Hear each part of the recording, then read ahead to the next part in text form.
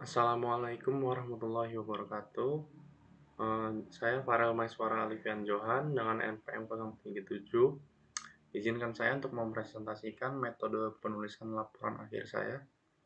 Di sini saya mengambil judul analisis laporan keuangan dalam mengukur kinerja keuangan perusahaan pada PT Astra Agro Lestari Tbk periode 2021-2022. Ini latar belakang. Laporan keuangan pada perusahaan dasarnya adalah merupakan hasil dari suatu proses akuntansi yang didapatkan untuk digunakan sebagai suatu alat komunikasi di antara data keuangan atau aktivitas dari perusahaan dengan pihak-pihak yang berkepentingan dengan data atau aktivitas perusahaan tersebut. Analisis laporan keuangan adalah upaya untuk menganalisis kondisi keuangan entitas, hasil kerja entitas pada masa lalu, dan estimasi masa mendatang untuk mengetahui kinerja entitas hingga saat ini dan mengestimasi pada waktu masa depan. Kinerja keuangan suatu perusahaan merupakan gambaran kegiatan yang dilakukan guna mencapai tujuan bisnis pada kurun waktu tertentu. Analisis rasio keuangan adalah teknik analisis penggabungan antara suatu unsur dan unsur lainnya dalam laporan keuangan yang dinyatakan dalam bentuk matematis yang sederhana dalam periode atau kurun waktu tertentu. Selanjutnya ada teori penelitian. Yang pertama ada teori keagenan atau agensi teori. Teori keagenan merupakan hubungan kontraktual antara prinsipal atau pemberi kontrak dan agen atau penerima kontrak. Prinsipal dapat mengontrak agen untuk bekerja demi kepentingan atau tujuan prinsipal, sehingga prinsipal dapat memberikan wewenang pembuatan keputusan kepada agen untuk mencapai tujuan tersebut. Yang kedua ada teori sinyal atau signaling theory. Menekankan kepada pentingnya informasi yang dikeluarkan oleh perusahaan terhadap keputusan investasi pihak di luar perusahaan.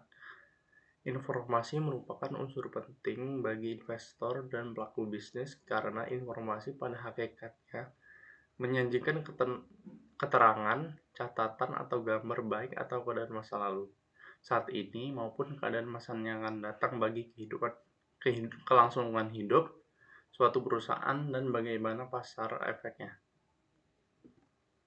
Selanjutnya ada hipotesis penelitian. Terdapat H1-nya terdapat adanya hubungan antara analisis laporan keuangan terhadap kinerja keuangan.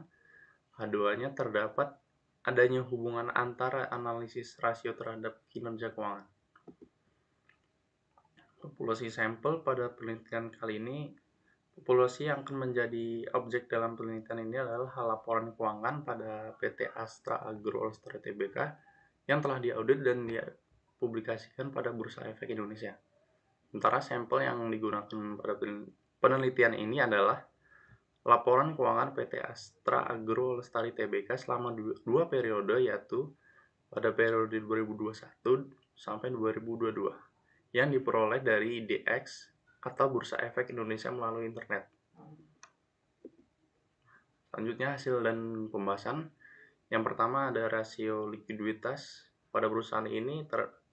Rasio lancar pada tahun 2021 mencapai 102,01%, sedangkan di tahun 2022 108,38%. Hasil ini naik dan cukup baik bagi perusahaan. Selanjutnya pada rasio cepat di tahun 2021 sebesar 296,64%, sedangkan di tahun 2022 293,24%. Hal ini mengalami penurunan dan interpretasinya tidak baik. Sementara pada rasio kas 42,22% di tahun 2021 dan di tahun 2022 41,92%. Ini juga turun juga dan interpretasinya tidak baik. Selanjutnya ada rasio solvabilitas. Yang pertama ada rasio hutang atas aktiva.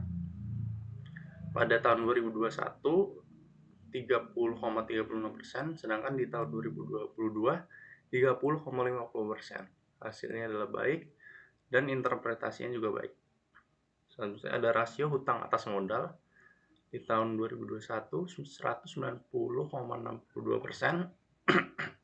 dan di tahun 2022 196,75%.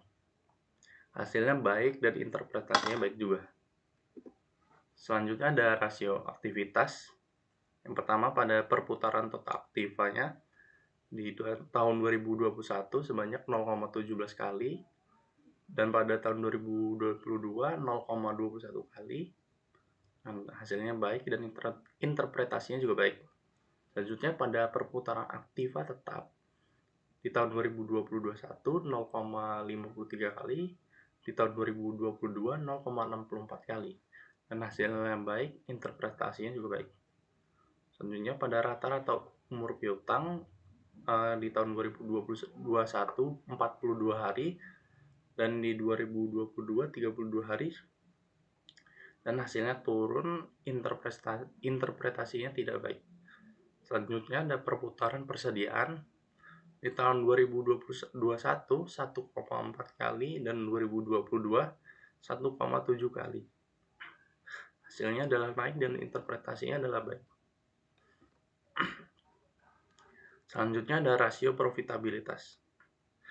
Yang pertama ada net profit margin di tahun 2021 18,51% dan di 2022 ada 15,11%. Nah, hasilnya adalah turun, interpretasinya tidak baik.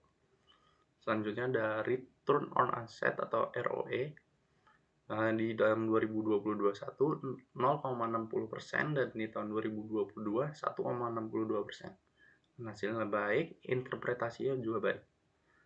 Selanjutnya ada return on equity tahun 2021 0,04%, di tahun 2022 10,45%. Hasilnya adalah baik dan interpretasinya juga baik. Selanjutnya ada kesimpulan. Yang pertama, pada rasio likuiditas perusahaan dalam keadaan yang kurang baik. Hal ini dapat dilihat pada rasio lancar mengalami kenaikan, lalu pada rasio cepat dan rasio kas mengalami penurunan. Yang kedua ada pada rasio solvabilitas dalam keadaan baik. Hal ini dapat dilihat rasio solvabilitas keadaan modal perusahaan mencukupi untuk menjamin hutang yang diberikan oleh kreditur. Yang ketiga, rasio aktivitas perusahaan ikatan baik. Hal ini dapat dilihat pada rasio aktivitas menunjukkan adanya peningkatan dari tahun ke tahun.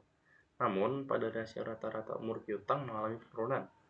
Yang keempat, profitabilitas perusahaan berada pada posisi cukup baik.